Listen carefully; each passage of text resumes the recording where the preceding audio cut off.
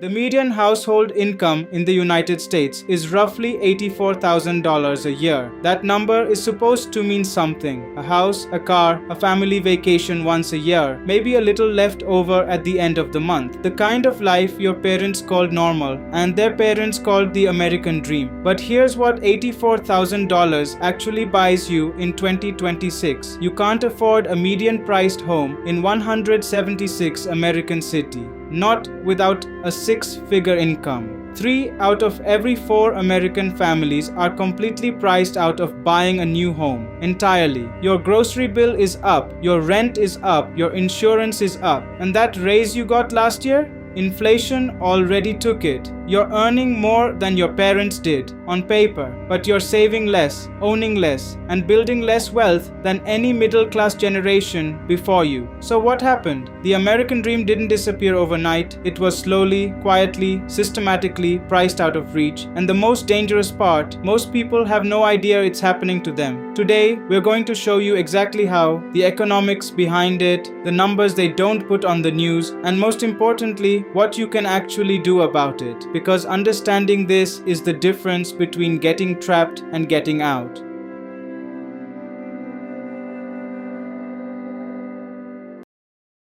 Now, let's talk about the single biggest piece of middle-class wealth in America: home ownership. For generations, this was the path. Buy a house, build equity, pass it on. That's the dream, right? Well, that dream has a price tag now, and most people can't afford it. In 2025, nearly 75% of US households could not afford a median-priced new home. Let that sink in. 3 out of every 4 American families priced out. And it's not just about buying. Households earning $75,000 a year, which is above the US median income, could only afford 21% of available listings nationwide as of early 2025. Meanwhile, households earning $250,000 or more could afford over 80% of listings. That is the wealth gap in one single statistic. And it's getting worse. Right now, tariffs on building materials like lumber, copper, and steel are adding an estimated $17,500 to the cost of each new home. Analysts project these policies could result in 450,000 fewer homes being built over the next 5 years. Less supply, more demand, higher prices, and the middle class stuck on the outside looking in. Harvard's Joint Center for Housing Studies found that over 20 million homeowner households were already cost-burdened in 2023, meaning they were spending at least 30% of their income just on housing. The home used to be the middle class's greatest wealth-building tool. Now it's the thing keeping them from building any wealth at all. So, what's actually happening at the macroeconomic level? Why does this feel so much worse than it did 20 years ago? There are 3 invisible forces working against the middle class right now, and they're all hitting at the same time.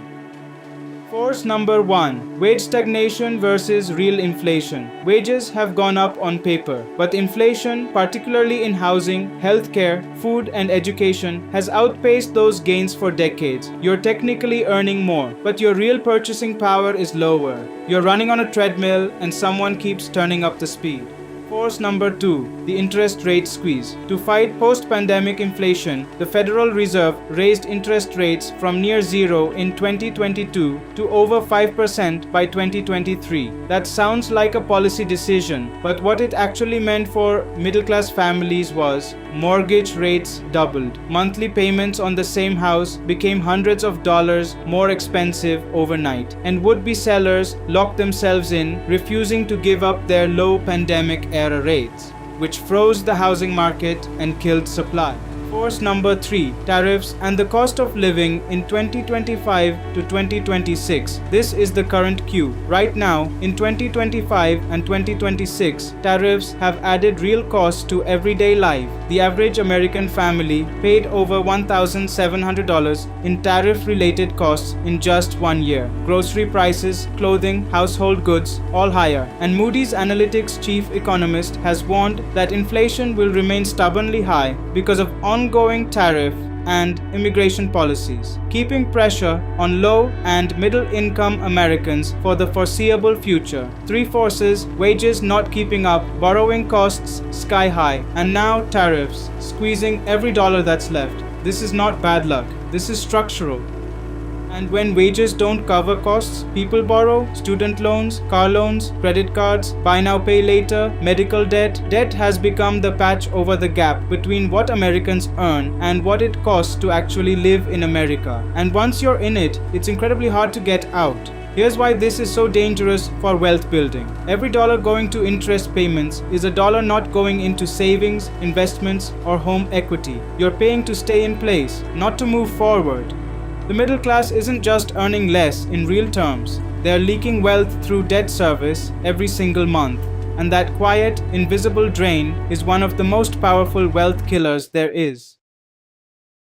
What actually we can do? Okay, so that's the problem, and I know that's a lot, but here's where Dollar&Demand is different. We don't just tell you what's broken, we tell you how to work around it. Because even in this environment, wealth building is absolutely still possible. But it requires a different playbook than your parents used. Here are 5 practical moves you can make right now. Move number 1, stop renting your financial life to banks. High interest debt is your biggest enemy. Before you invest a single dollar, attack your highest rate debt, especially credit cards. Every dollar you eliminate in 20% plus interest debt is a guaranteed 20% return. Nothing in the stock market is that reliable. Move number 2. Build a 3-month cash buffer first. In an economy where job markets are becoming uncertain and inflation is unpredictable, liquidity is your armor. Before chasing returns, make sure you have 3 months of expenses in a high-yield savings account, which right now is still paying 4 to 5%. That's your financial seatbelt. Move number 3. Invest systematically, not emotionally. You don't need to time the market. You need to be in the market consistently. Set up automatic contributions to a Roth IRA or your 401k, even if it's $50 a month. Timing the market beats timing the market. The middle class that survives this era will be the ones who kept investing through the noise. Move number 4. Stop waiting for the perfect home. Think strategy instead. If you're in a market where buying is impossible right now, that's okay, but use this time intentionally. Build your down payment fund in a high-yield account. Improve your credit score. And think about where you're looking. Secondary cities and smaller metros still have entry-level homes that make financial sense.